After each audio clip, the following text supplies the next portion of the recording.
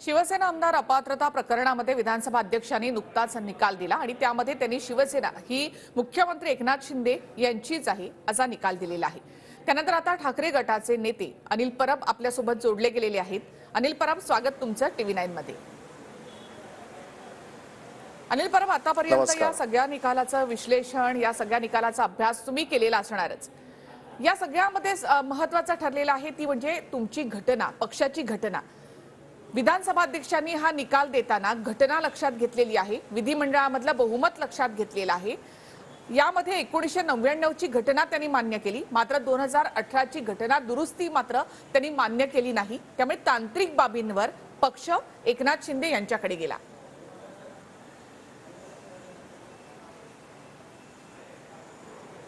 आपण ह्या सगळ्या गोष्टींकडे अगदी व्यवस्थित जर बघितलं तर सुप्रीम कोर्टाने जो सुभाष देसाई केसमध्ये जो निकाल दिला होता, ह्या निकालामध्ये सुप्रीम कोर्टाने सगळं ऑब्झर्वेशन्स लिहिल्या होत्या आणि सुप्रीम कोर्टाने हे प्रकरण 8 ते 10 महिने ऐकलं।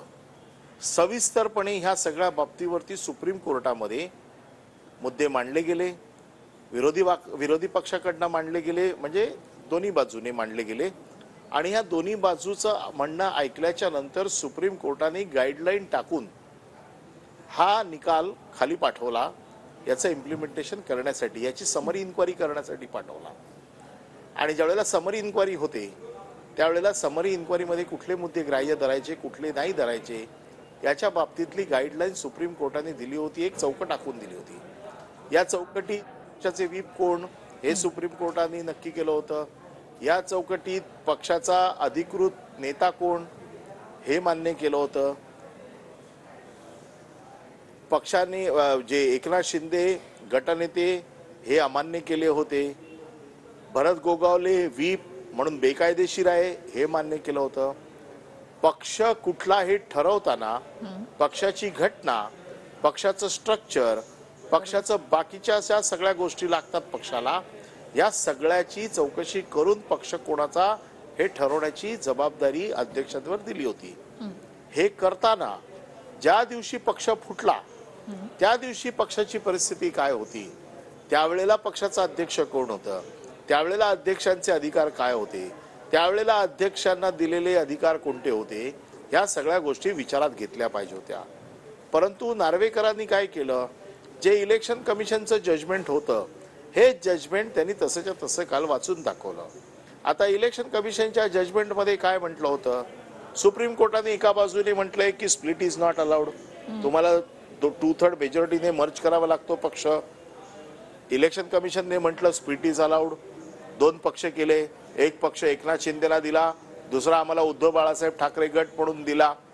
हे करत असताना सुप्रीम कोर्टात आता आमच्यासमोर प्रश्न मोठा आहे, ट्रिब्युनल मोठं, इलेक्शन कमिशन मोठं का सुप्रीम कोर्ट मोठं?